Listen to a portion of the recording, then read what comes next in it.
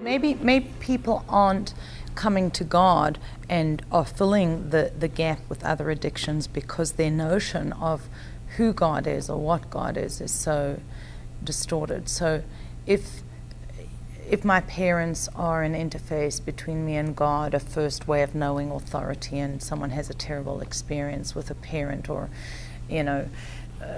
run-ins with the law, etc., and God has been presented in particularly negative way, then how does that person choose life and choose God rather than the addiction? Well, this is lesson 6 in this course, which is the big part of it is, and I find this in my own experience, it's not what you teach people, it's almost you have to unteach them of bad stereotypes or negative stereotypes. So they should be open to hearing something. And that's, I would say sometimes that's 90% of the work. Unlearning. Right, unlearning what is their pre-assumptions and their what's the word I want to use? Preconceived notions about particular topics, especially God, religion, and faith. All you have to do is watch a Woody Allen movie and you see all the stereotypes come out and everybody identifies with them. In South Africa, where they respect rabbis and authority, it doesn't work so well. But whenever I tell a joke about rabbis in America, everybody laughs. Like the joke, the rabbi the 2 guys get lost on a hot air balloon, and they're looking how to find their bearings. They yell down, they see 2 people playing golf. They say, "Where are we?" So one guy yells up, "You're in a hot air balloon." And then a gust of wind comes, whisks away the balloon, and one guy says, "What was that?" He says, "That was surely a rabbi." How do you know? Because what he said was true but irrelevant. And everybody bursts out laughing, especially secular crowds, because what I said is true and relevant.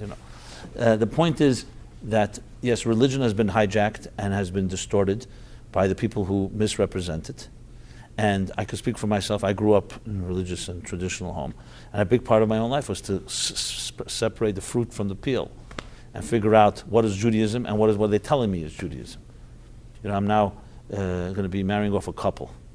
And I'm dealing with one of the parents of the couple that happen to be traditional. And they're making me crazy about things that all out of guilt I discovered for her grandmother. Like things that are completely not even halachic or necessary. But in their mind, this is what they have guilt over. Some technical details. The point is there's big distortions around religion, as you point out, the stereotypes. And as long as you don't get rid of them, we're not talking about the same God. And may the real God appear. But I wanted to say something about the emotional resistance, because it's the same idea. It all begins with cognitive, because cognitive is easier for a mind to travel to places where your heart is not ready to go. Let's put it that way. So when you understand and you learn, which is why it's so important to understand the soul of Torah, the spirituality of Torah, because it lifts you to a place that's beyond you. Whereas if you learn just the technical details, they're important to how to be a Jew, but it doesn't bring you to another place. And then a miracle happens, a miracle. What happens is when the mind is there, it begins to slowly weaken the resistance of the heart. It's not immediate, but it at least opened up the possibility. It's almost like sending out a scout, check out and tell me if it's safe enough for me to go. The heart wants safety. It wants security. It's comfortable with its status quo because it's secure. It could be unhealthy. This is why you have battered wife syndrome. You have things that are terrible that people will tolerate because it became their comfort zone, as horrible as it sounds. But the heart, when it feels trust, and the mind tells it, something, there may be another reality, the heart begins to peek out, like a child peeking out from a scary, frightening place and say, maybe I can change my status quo. And in Judaism and Torah, this is really the hard work, what we call avodah, the real work. How do you get your heart that's become accustomed to being a victim or a sufferer or prosperous and spoiled to want to change? Why should you change? So I'm comfortable. Why would I want to change my life? Without a vision of something greater, you're definitely not going to want it.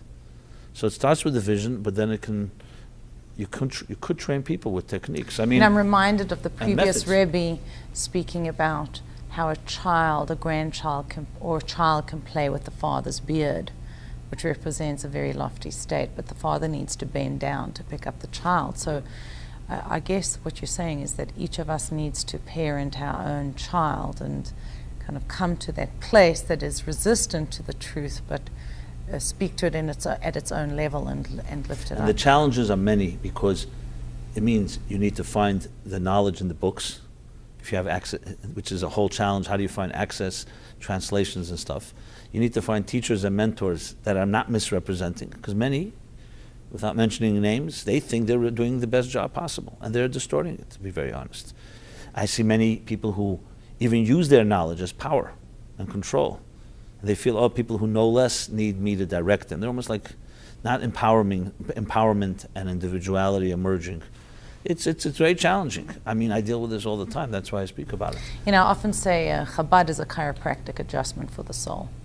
That you shift your consciousness, and then it will bring that cognitive work, if you can find the right teacher and the sources and meditate deeply enough, it brings about a shift. I wrote an article a few years ago called How to Find a True Rabbi. I get a call, an email from a fellow who's part of the search committee in a Reform synagogue in Midwest. He says, we're going to use your criteria. And I don't use the word chassid there or anything like that, but I said to him, please let me know who you find. Did he? Not yet. Because really, ultimately, the criteria is maybe finding someone they didn't find anyone. That was the catch. It's the key thing to know is that the gems are there. With all that we've gone through, 2,000 years and all the challenges, the light has not been lost. That is critical. But it doesn't mean it isn't difficult to find. It is sometimes very difficult to find.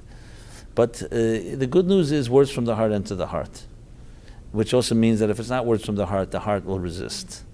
So I always tell people, listen with your hearts. But obviously a heart can be manipulated. A heart could also be blocked. So you can't etch it in stone. But the fact is sincerity comes across. And especially those of us that have been hurt or are skeptical, cynical, bitter, those are the hardest nuts to crack. But on the other hand, those are the people that if you do reach them, you've said something true. Because they're not going to buy into it unless it really touches them. So everyone has a purpose, even the cynics, I guess, because it forces us to really get the message home. Right. You're talking about reframing our notion of God, unlearning the stereotypes that we have.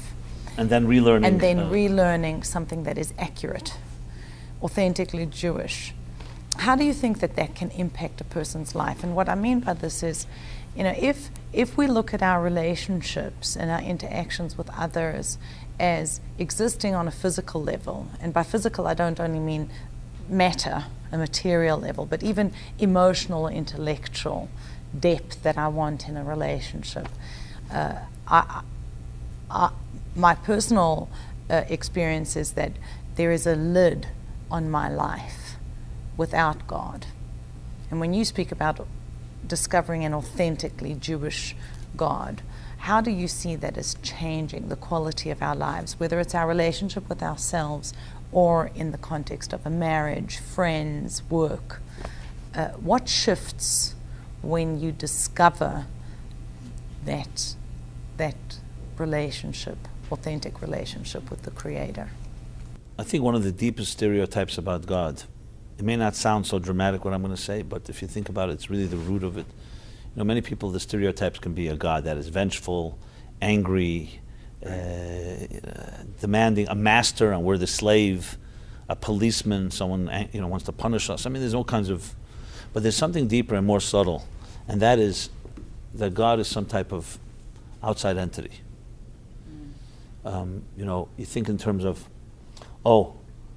I turn my eyes up to heaven and God is there somewhere. So obviously anyone that thinks knows it's not, it's a symbolic. But there's something deeper. It's not here. In other words, when I'm crying and I'm lonely, there's no God with me. Maybe I need God then. But you're not holding God within. But it's not right, exactly. That it's not the inner essence of reality. It's some outer experience. Now that alone, of course, is, as we know in spatial terms, anyone that's familiar with even rudimentary mysticism knows that doesn't make sense. because only we occupy space. We also think of our souls that way. The soul goes somewhere. Right. It's going. Where does it go after we die? So I always answer, when people ask me that question, I said, that's an arrogant question. It's like a refrigerator asking electricity, where do you go when they pull the plug? And the electricity answers, what do you mean where I go? I've always been there. I'm my natural place. You were just invented 100 years ago, and you contain me, and now you think you're it. Because our perception, our distortions, we think we're it. And God is some novelty. When in Hasidic terminology, God is it, and we're the novelty. So that type of shift of consciousness is critical, because then you start seeing yourself, you know what, if I was at my best, if I was able to actualize my fullest potential, if we were able to strip all the layers of my life and get to the core child in its purest form, what does it look like? The answer is, that's your Tzelem Elokim, that's the God, the piece of God within you. When people hear this, they're shocked to hear that. They don't think it that way. They think, I'm me, and it's good to have God in my life because God could help me. God is faith and trust in something beyond me, which isn't untrue, but it's missing the most important part, that the essence of who you are is a piece of God that has just been contained in a box, layered, concealed. And the goal is to discover it. Why am I saying that? Is because when you think that way, then every aspiration you have is enhanced by discovering that godly part of yourself. Your love, your relationships, the home you want to build, your career. Because that's the point of departure for everything. In other words, reaching your fullest dreams, your greatest dreams, your aspirations is really reaching, in my words I would put it, that's the God in you, emerging and coming to the surface. But would you equate that inner point of who we are as God in a general sense? You know, you're saying that God exists. No, I should qualify. Inside of you. I should qualify. That's not, but it's as it says, God fills existence, but God existence doesn't fill God. Absolutely. I was going to add that, because in the lesson, that's the two parts that I talk about. You see, what I just discussed is critical because most people don't think this way. They only think of the God beyond. But the key thing to remember is that you're one piece of it. You're one piece. In other words, God, in a sense, was able, in his own mysterious way, to package himself, a microcosm of a part of God that you're created in the divine image. But the divine is not your image. That means that discovering that includes also the awe and recognizing that the totality of God is beyond you and I and everybody. But the key is to remember that the relationship with God is like a relationship with two people who love each other. There's a point of intimacy where they can't separate, where they're inseparable, a place of complete unity. But they are two individuals, so there has to also be a sense of space and boundaries. So in Judaism it's called Ava and Yira. Ava is love of God. We have sometimes the love God.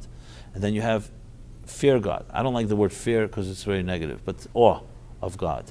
Now the love is the idea of that you can have a relationship with God, a close relationship. You can emulate God's ways. You can, by expressing your talents, you can become godly. Your giving, your intelligence, you can think like God, you can feel like God. But at the same time, there's also the sense where you realize God is beyond you and that you're not God, that there's a force and there's an entity, a reality that is beyond you.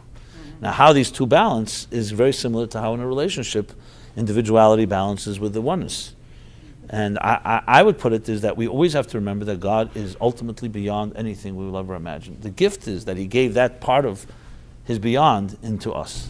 And that's what gives us access to the beyond. And that's what answers the ultimate question, whether it's about self-actualization or it's about being godly. The answer is that if it's self-actualization driven by your needs, then it's you.